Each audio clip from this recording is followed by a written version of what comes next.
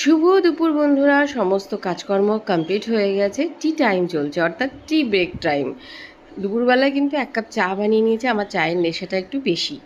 আর বলুন তো কি, চলুন হেসেলে নিয়ে যাওয়া যাক কী কী রান্না হয়েছে আজকে, মেনুতে কী কী রয়েছে।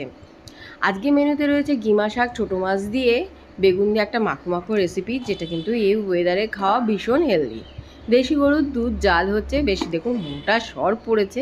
আর এটা আমাদের এখানকার লোকাল চাল, এলাই বলে, সেটার গরম গরম ভাত করেছি। রয়েছে আলু পটলের রসা, পটলটা কিন্তু বাড়ির মানে কিচেন গার্ডেনের।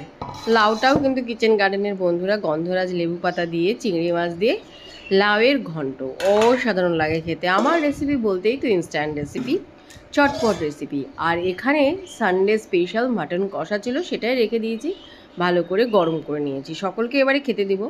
হাউস হেল্পার মাসি নেই, সমস্ত কাজ কিন্তু একাই করছি। ভীষণ সতেজ এবং ফুরফুরে লাগছে।